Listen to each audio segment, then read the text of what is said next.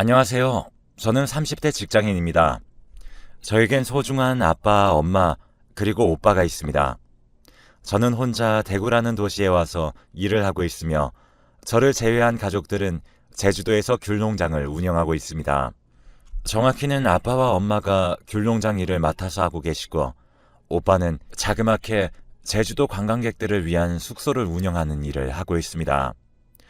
하지만 귤농장도 숙소 운영도 바쁜 시기와 어려운 시기로 나뉘는 편입니다. 보통 어려운 시기에는 제가 직장에서 번 돈으로 도움을 드리는 편이고 농장과 숙소 운영이 바쁘고 수입이 많은 시기에는 제가 가끔씩 도움을 받기도 하는 편입니다. 저는 평범한 회사에서 웹 디자이너로 근무하고 있는데 시기에 따라 조금씩은 다르지만 재택근무도 가능한 일을 프리랜서처럼 하고 있습니다. 대구에서 자취를 오래 하다 보니까 날이 갈수록 체중이 감소했고 어느 날은 너무 야윈 제 모습에 놀라 병원에 간 적이 있습니다. 별다른 이상은 없지만 영양소를 고루 섭취해가며 건강관리를 해야겠다는 말씀에 큰 자극을 받고 자기관리를 열심히 하기로 마음먹었습니다. 그때 이후로 밥을 잘 챙겨 먹게 됐고 부모님으로부터 요리 재료를 받기도 했으며 평생 물리도록 먹었기 때문에 쳐다도 안 보던 귤도 다시 먹기 시작했어요. 직접 밥을 챙겨 먹기 시작하면서 집과의 교류가 갈수록 늘어났고 재택근무의 비중도 점점 커지자 저는 대구 자취 라이프를 정리하고 제주도로 넘어가는 게 어떨까라는 생각도 들었습니다. 그 당시 교제하고 있었던 남자친구가 있었고 남자친구에게 제 고민을 말했습니다. 회사 사정과 제 상황 모두 알고 있던 남자친구였지만 재택근무에만 의존하게 되면 수입이 줄 수도 있고 자취방에서도 잘 챙겨 먹을 수 있게 됐으니 굳이 본가로 내려가지 않아도 될 것 같다며 제가 제주도로 돌아가는 것을 굳고 말리곤 하였습니다. 저는 결혼에 대한 생각이나 남자친구에 대한 진지한 마음은 없는 상태였고 그냥 좋은 사람이라고만 생각했었기 때문에 시간이 흐를수록 굳이 외롭게 대구에 혼자 있을 필요는 없다는 결정에 마음을 굳히게 되었고 저는 결국 남자친구를 대구에 두고 본가인 제주도로 다시 들어오게 되었습니다. 제주도로 와서 한적하고 공기 좋은 동네에서 밤에 혼자 작업을 할 때면 복잡한 도시에서 일하는 것보다 훨씬 더 생산적인 느낌이 들어 본가에 오길 잘했다고 생각했고 무엇보다 끼니 때마다 알아서 건강하게 밥을 챙겨주시는 엄마가 계셨기 때문에 너무 든든했습니다. 왜 굳이 비싼 월세와 생활비를 들어가며 대구에서 자취한 건지 조금은 후회되곤 했습니다.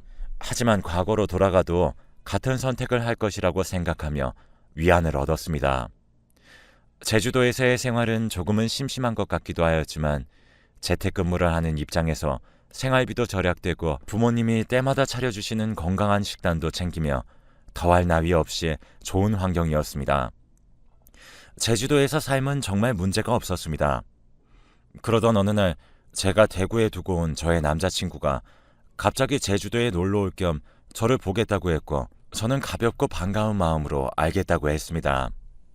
며칠은 숙소를 구해 혼자 여행한다고 하였고 며칠은 저와 함께 여행한다고 하였는데 저와 여행하는 시간 동안은 저희 오빠가 운영하는 숙소에서 머물기로 하였습니다.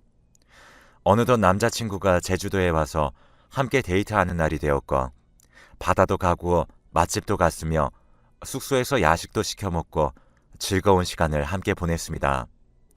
그러다 우연히 저희 오빠가 필요한 생활용품들과 수건, 세면 도구들을 가져다 준다고 숙소에 들렀을 때 저희와 마주치게 됐고 그때 정말 저는 깜짝 놀랐습니다.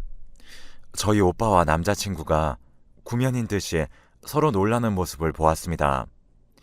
이야기를 들어보니 너무 충격적이었는데 저희 오빠가 예전에 사귀던 여자친구가 있었는데 그 여자친구를 빼앗아간 사람이 바로 지금 제 남자친구라고 했습니다. 하지만 대학생 시절 철없을 때의 이야기였고 10년이 지난 예전 일이기 때문에 둘도 많이 무뎌진 듯 보였습니다. 당시 이야기를 자세히 들어보니 오빠와 당시 오빠 여자친구는 이미 편해진 사이였고 여자친구분이 의도적으로 현재 제 남자친구에게 접근해서 만남을 가지게 되었다고 들었습니다. 오빠도 똑같이 알고 있었습니다. 그게 전부인 줄로만 알았죠. 그런데 그날 저녁 오빠로부터 연락이 왔고 잠깐 핑계를 대고 나와 부모님 집으로 돌아오라고 했습니다. 저는 남자친구에게 부모님이 잠깐 부르셔서 얼굴만 비추고 오겠다고 핑계를 대고 오빠를 만났습니다. 그런데 그때 오빠가 하는 말이 정말 충격적이었습니다. 제 남자친구를 잘 알지는 못하지만 예전에 사귀던 여자친구를 통해 이야기를 들었다고 했습니다. 자세히 물으니 오빠와 사귀다가 지금의 제 남자친구에게 마음을 빼앗기셨던 그분이 해준 이야기에서 확실하진 않지만 현재 제 남자친구가 굉장히 집착이 심하고 사람을 괴롭히는 타입의 사람이었고 본인은 그것도 모르고 연애를 시작했다가 너무 힘든 시간들을 보냈다고 그래서 결국 헤어지게 됐다며 다시 오빠에게 돌아가고 싶다고 이야기했다고 전해 듣게 되었습니다. 저는 제가 경험해본 남자친구는 집착이 심한 사람이 아니었기에 그냥 오빠의 과거 여자친구가 독단적으로 부풀려진 말을 한 것으로 생각하고 넘겼습니다. 그렇게 제주에서의 생활과 남자친구와 오빠 사이에서 일어났던 작은 해프닝 정도로 생각하고 넘어갔고 시간은 흘러 제가 다시 회사로 출근을 해야 할 때가 와서 대구로 돌아가게 되었습니다. 제주도에서 지낼 때 남자친구와 장거리 연애를 하다가 갑작스럽게 만나는 시간이 많아지고 붙어있는 거리가 좁아지니 저는 부담감을 느꼈고 또 회사에서 맡은 일이 많아짐에 따라 제가 할 일들도 많아졌기 때문에 어쩌면 일로부터 받는 스트레스도 굉장히 컸던 시기였습니다. 그래서 저는 남자친구에게 이별을 고하게 되었고 남자친구는 처음엔 이별을 받아들이는 듯 하였지만 갈수록 힘들어하는 모습을 보였고 저는 만난 시간이 길기 때문에 지금 당장은 힘들어할 수 있다고 생각하고 헤어지고도 몇 번을 만나주고 천천히 마음 정리할 수 있도록 최대한 도와주려고 했습니다. 그러던 어느 날 예전에 제주에서 오빠가 제게 걱정스럽게 해줬던 말이 떠오를 만한 사건이 발생했습니다. 제가 회사에서 일을 마치고 집으로 돌아가는 길이었는데 그날은 평소 늦게 퇴근하던 날보다 일찍 마쳤던 날이었습니다. 보통 회사에서 퇴근하고 대중교통을 이용하며 걸어서 집에 가곤 하는데 그날은 또 특별하게 같은 부서의 다른 동료분께서 마침 차를 태워준다고 하셨기에 그분의 차를 얻어 타고서 퇴근하는 중이었습니다. 제가 자취하고 있는 빌라 골목에 들어섰고 제가 살고 있는 빌라에서 어떤 한 남자가 계속 주차장 쪽 CCTV를 만지작거리는 장면을 보았습니다. 조금 더 가까이 가자 저는 그 사람이 제 전 남자친구라는 사실을 깨닫게 되었습니다. 도대체 왜 CCTV를 만지작거린 건지 알 수 없는 마음이 들었고 갑자기 무서워져서 동료분께 죄송하지만 집이 아니라 다른 곳에서 내리겠다고 했고 저는 그날 집에 들어가지 않고 친구네 집에서 잠들었습니다. 그리고 무서운 느낌이 들어 바로 오빠에게 이 사실을 말했습니다. 그러자 오빠는 제게 집으로 당분간 절대 가지 말라고 이야기했고 제주로 돌아와 지내라고 했습니다. 저는 이렇게까지 예민한 일은 아닌 것 같아 괜찮다고 했지만 오빠는 느낌이 안 좋다며 조심해서 나쁠 것 없다고 하며 완강하게 저를 데리러 오겠다고 했습니다. 지금 회사의 상황이 너무 바쁘고 안 좋긴 했지만 세상이 흉하고 무서운 느낌 때문에 잠을 잘 수도 없어서 조금 길게 휴가를 내고 저는 다음날 저녁 자취방에 들려 짐을 챙기고 저를 데리러 온 오빠와 함께 제주도로 가기로 결정했습니다. 오빠와 함께 짐을 챙기고 있는데 갑자기 밖에서 문을 두드리는 소리가 났고 목소리를 들어보니 바로 제 전 남자친구였습니다. 문을 열어주지 않으면 자기는 정말 죽을 거라며 저희를 협박했지만 저희는 문을 열어주지 않았습니다. 하지만 짐을 다 챙기고 비행기를 타기 위해 나가야 할 시간이 다가왔고 그때도 전 남자친구는 계속 문 앞을 지키고 있었습니다. 오빠는 본인이 있으니 괜찮다며 함께 나가자고 했고 저도 언제까지고 계속 집 안에만 갇혀 있을 수는 없으니 오빠를 따라 함께 나섰습니다. 문을 열자 남자친구는 울면서 제 손을 잡고 다시 만나면 안 되겠냐고 애원했지만 오빠가 그 손을 뿌리치게 해줘서 재빨리 주차장으로 내려가 오빠와 택시를 타고 공항으로 향했습니다. 저와 오빠가 택시에 짐을 싣고 공항에 향할 때까지 전 남자친구는 계속 쫓아왔고 전 남자친구는 제주도까지 비행기를 타고 저희를 쫓아왔습니다. 저는 그날의 공포가 아직도 가시지 않습니다. 그러더니 저희 부모님이 운영하는 귤농장 나무에 불을 낸다고 협박을 하며 저에게 다시 사귀어 주기를 강요했습니다. 본인이 오죽하면 힘들어서 이러겠냐. 이게 다 저를 사랑하는 마음이다. 라고 이야기하며 본인의 행동이 뭐가 잘못된지는 전혀 모르는 듯 해보였습니다. 친오빠가 경찰을 불러서야 상황이 조금 진전되었고 저는 그날 이후 엄청난 트라우마에 휩싸이게 되었으며 저희 부모님 중 어머님도 그날 놀란 마음에 쓰러지시기까지 하였습니다. 그 남자 덕분에 사람을 잘 만나야 한다는 게 무슨 말인지 절실히 깨달았었고 저희 오빠도 내색은 안 했지만 전 여자친구와 저로 인해 그 전 남친의 위험함을 확인하니 꽤나 충격을 받은 상황이었습니다. 요즘 연애를 하다 헤어져서 기분이 안 좋으면 살인 사건까지 나는 경우도 뉴스로 많이 접했기 때문에 이렇게 헤어져서 제주도까지 쫓아오는 남자가 저는 너무 공포스럽고 무서웠습니다. 혹여나 저희 부모님이나 친오빠에게 해코지 할까봐 잠도 못 자고 며칠을 불면증에 시달렸네요. 다행히 전 남자친구는 저희 집이나 오빠가 운영하는 숙소로 찾아오진 않았지만 아직 제주도에 있는 것 같아 공포스러웠습니다.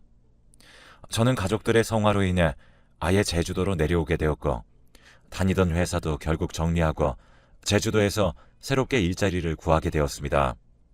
몇 달 정도 시간이 지나자 저는 전 남자친구와의 일도 좀 놀라웠던 해프닝으로 생각될 정도로 제 기억에서 잊혀져 갔습니다. 그리고 시간이 흘러 저도 제주도에서 새로운 인연을 만나게 되었습니다. 같은 회사 사람이었고 저와 비슷한 디자인 영역의 일을 하는 사람이었기 때문에 말도 잘 통한다고 느껴졌습니다. 한 가지 단점은 목소리나 느낌이 제 전 남자친구와 많이 겹쳐 보인다는 것이었지만 제가 취향이 확고한 터라 일어난 일이라고 생각하고 감수했습니다. 물론 그런 것들을 제외하고 외모는 전 남자친구와 조금 비슷한 것 같았지만 아예 다른 눈, 코, 입을 가진 사람이었습니다. 새로 만난 남자친구가 가끔씩 결혼 이야기를 꺼내곤 했는데 저는 아직 결혼 생각이 없는 상황이었고 계속해서 거절하다가 어느 날 일이 일어났습니다. 회사에서 갑자기 정전이 되었고 갑자기 출입문까지 잠겨 저와 남자친구 그리고 대표님과 몇몇 직원분들이 야근을 하다 회사 안에 감금당한 일이 있었습니다.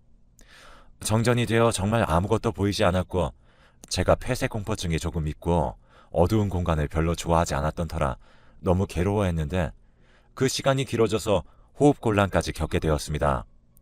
그때 남자친구는 정말 침착하게 정전 사태를 해결해 주었고 또다시 구급대를 불러 제가 진정하고 회복할 수 있게 큰 도움을 주었습니다. 글로 풀어내니 별일 아닌 것 같다고 느껴지는데 그 당시 제가 그 상황에서 느꼈던 공포감은 너무 커서 정전 사태를 해결해주고 저를 구해준 남자친구에 대한 감동이 너무 고마웠고 컸기 때문에 저도 점점 마음을 열고 남자친구와의 결혼을 고민해보게 되었습니다. 그러자 남자친구는 너무 기뻐했습니다. 그러던 어느 날 저희 부모님의 농사가 성공적으로 잘 마무리된 것을 기념하며 저희 가족끼리 바베큐 파티를 하게 되었고 결혼 이야기를 서로 주고받던 중이라 새로 만난 남자친구를 저희 집 식사 자리에 초대하게 되었습니다. 소소했지만 고기와 해산물들을 구워 먹으며 행복한 시간을 보냈고 부모님과 오빠도 새로 사귄 남자친구를 제법 마음에 들어 하시는 눈치였기에 분위기도 나름 좋았습니다. 그러다가 다들 술이 조금 취해서 부모님은 먼저 주무시러 가시고 저와 오빠 그리고 결혼을 이야기 중인 제 남자친구 이렇게 셋만 남게 되었습니다.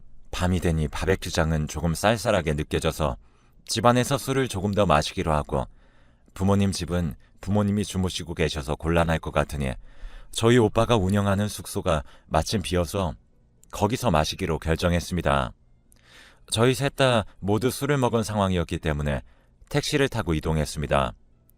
숙소에 도착해서 오빠가 택시 비용을 결제하는데 저와 남자친구는 먼저 숙소로 들어가려고 했습니다. 저는 숙소 비밀번호를 까먹어서 오빠를 기다리려고 했는데 그 순간 제 남자친구가 비밀번호를 누르며 숙소 안으로 들어가자고 했습니다. 저는 남자친구가 오빠 숙소 대문 비밀번호를 왜 알고 있는 건지 너무 놀라웠고 오빠가 들어오고 술자리를 마련하자마자 바로 물어보았습니다. 오빠가 언제 대문 비밀번호를 알려줬냐며 제 남자친구가 왜 숙소 비밀번호를 알고 있는지 물어봤습니다. 그러자 남자친구는 엄청 당황해하며 대답하지 못했고 남자친구는 식은땀을 흘리며 더워했고 안절부절하지 못했으며 조금 흥분하는 듯 하기도 했습니다. 바로 그때 오빠가 제 남자친구 뺨을 때렸고 너 그 새끼지? 라며 멱살을 잡았습니다. 오빠는 제가 새로 만난 남자친구가 제가 예전에 사귀었던, 그러니까 오빠의 전 여자친구와 사귀었던 사람이라고 의심한 것이었습니다. 저는 절대 그럴 일이 없다고 생각했기 때문에 오빠를 뜯어 말렸고 이미 오빠에게 맞은 제 남자친구가 마냥 안쓰러웠습니다. 그 자리에서 오빠는 제 남자친구 주머니에서 지갑을 꺼냈고 지갑 속에서 주민등록증을 찾아 이름과 사진을 봤는데 이름과 사진이 제가 알던 제 전 남자친구의 이름과 동일했습니다. 상황을 알고 보니 제 전 남자친구는 저희 오빠의 전 여자친구를 잊지 못해 복수심으로 오빠의 동생인 저에게 접근한 것이었고 그러다가 저에게 마음을 빼앗겨 저를 사랑하게 된 것이었습니다. 저와 이별을 하고 너무 고통스러운 마음에 다시 저에게 접근하고자 얼굴 성형과 성대 수술을 했던 것이었습니다. 그래서 얼굴은 다른 사람이 되었고 목소리도 변해버려서 제가 알아채지 못했던 것이었죠. 이름과 주민번호까지는 미처 바꾸지 못한 상황에서 한순간의 실수로 저와 오빠에게 들켜버린 것이었습니다. 술을 많이 마셔서 몰랐어야 하는 대문 비밀번호를 자연스럽게 누르면서 문을 여는 행동과 숨기지 못했던 당황하는 특유의 표정과 평소 목소리 등 과거 남친의 일부의 모습들이 떠오르며 너무 소름이 돋았고 이렇게까지 해서 저와 결혼하려고 하는 그 사람의 심리를 도무지 이해할 수 없었습니다. 저는 이건 저희 가족선에서 해결할 문제가 아니라고 생각했기 때문에 경찰에 신고했습니다. 직접적인 피해를 받은 일은 없었기 때문에 전 남자친구를 처벌할 수는 없는 상황이었습니다. 그리고 이 남자한테 어떻게 벗어나야 할지 무서운 마음이 가장 컸습니다. 무엇보다 이번엔 오빠가 큰 충격을 받았습니다. 오빠는 농장을 정리하고 제주도에서 이사를 하자고 주장했고 부모님도 이 상황의 심각성을 인지하시고 그렇게 하자고 말씀하셨습니다. 성형까지 하고 저에게 다시 접근했던 그 사람은 저희 가족이 이사하기 전까지 거의 10번을 넘게 매주 2-3번씩 저희 집으로 찾아와 저희를 고통스럽게 했습니다. 결국 이사를 할 수밖에 없는 상황이기도 했습니다. 저는 벗어난 줄 알았는데 이렇게 되니 이제 남자는 다시 못 만날 것 같은 트라우마가 생겼습니다. 물론 친오빠도 마찬가지였습니다. 전 여자친구와 잘못 엮여서 동생인 저까지 마음고생한다고 미안해했고 저희는 서울로 이사를 가서 이사한 곳에서 가족끼리 사업을 시작했으며 이를 통해 만나게 된 사람들에게도 마음을 잘 내주지 않고 살아가게 되었습니다. 저희 가족이 이사한 곳에서 새롭게 시작한 사업은 못난 귤과 한라봉, 천혜향 등을 활용해서 청을 담그고 그것을 판매하는 일이었습니다. 부모님이 상품을 만드시고 완성시키시면 저희 오빠와 제가 그것을 판매하고 납품시키는 역할을 맡았었습니다. SNS나 블로그를 통해서 홍보를 하면 효과가 컸기 때문에 저희가 직접 청을 홍보하는 글을 올리기도 했습니다. 그러던 어느 날 익숙한 이름으로 연락이 왔고 청을 주문하고 싶다고 하였습니다. 이름과 번호 모두 제 전 남자친구와는 달랐지만 휴대폰 번호 끝 4자리가 같았고 저희는 이상함을 감지한 나머지 다른 폰을 빌려 번호를 저장해 보았습니다. 아니나 다를까 카카오톡에 뜨는 사진은 제 전 남자친구가 맞았습니다. 끈질기게 이렇게 접근하는 방법이 무엇인지 놀라웠고 또 마주치게 될까봐 두려웠습니다. 그래서 번호도 바꾸고 가족들 번호도 바꾸게 했으며 집 비밀번호도 바꾸었습니다. 그리고 마지막 수단으로 저희 가족은 이민까지 하게 되었습니다. 한 사람으로 인해 이민까지 한다는 사실이 웃기기도 하고 믿기지 않지만 혹시나 안 좋은 일을 당할 것 같은 불안감에 미국으로 이민 준비를 했고 지금은 미국의 한인타운에서 제주의 김밥과 칼국수를 팔면서 살고 있습니다. 저와 저희 가족은 정말 믿기 힘든 일을 통해 큰 트라우마를 겪고 아직도 극복하면서 살아가는 중입니다. 그리고 최근 또 정말 놀라운 일을 겪었습니다. 바로 제 오빠에게 상처를 줬던 제 오빠의 전 여자친구를 우연히 제외한 일이었습니다. 저희 가게에 두 여학생이 와서 식사를 하려고 했고 그중 한 명이 저희 오빠 전 여자친구였습니다. 안 좋은 추억성 인물이긴 했지만 한국이 아닌 이 넓은 미국에서 만난 것이 너무 놀랍고 반가운 마음에 서로의 안부를 묻는 것 같았습니다. 저는 계산해 줄 때 그 사람에게 언제까지 여기에 머무르냐고 물었고 그 여자 번호와 SNS 계정을 주고받았습니다. 단순히 신기한 마음이었습니다. 그리고 저희가 전 남자친구로부터 겪었던 일들을 공유하기 시작했고 급속도로 가까워져서 저와는 지금 친한 친구 사이로 지내고 있습니다. 어쩌면 오빠와도 아직 연락을 하고 있을 수 있겠습니다. 간혹 뉴스에서 사귀던 여자친구와 헤어져서 일가족을 죽이게 했다는 뉴스도 종종 나오고 해서 아직은 한국에 돌아가고 싶은 마음은 없습니다. 혹시 모르잖아요. 조심해서 나쁠 것 없으니 향후 몇 년간은 저희 가족은 미국에서 지낼 생각입니다.